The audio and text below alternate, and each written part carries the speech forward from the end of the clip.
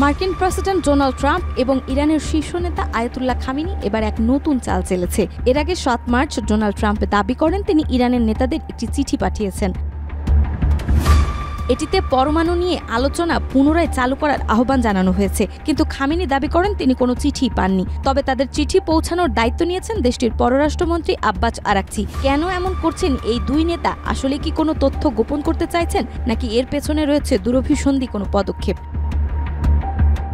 ১২ March মন্ত্রিসভার এক অধিবেশনের সময় সাংবাদিকদের সঙ্গে আলাপকালে আরাকচি জানান ট্রাম্পের চিঠি পাঠানো হয়েছে, তবে এখনও তা ইরানে পৌঁছায়নি। তিনি চিঠি পাঠানোর জন্য কোনো আরব দেশের সহায়তা নেওয়া হবে সে বিষয়েও বিস্তারিত কিছু জানাননি।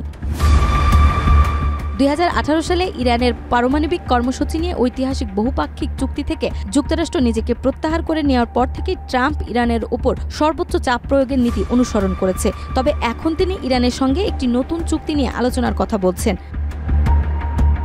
ইরানের পারমাণবিক কর্মসূচি নিয়ে মন্তব্য করতে গিয়ে আব্বাস আরাকচি বলেন, ইরান সবসময় শান্তিপূর্ণ পারমাণবিক কর্মসূচির বিষয়ে আলোচনা করতে প্রস্তুত। তিনি আরও বলেন, যুক্তরাষ্ট্র ইরানের সঙ্গে করা চুক্তি থেকে সরে এসেছে, তবে ইউরোপীয় দেশগুলোর সঙ্গে আলোচনা এখনও চলছে।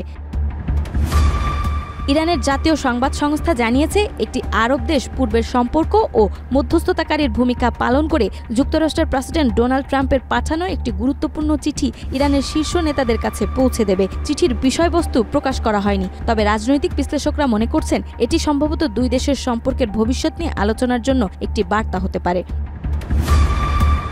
নাজমা, মাই টিভি।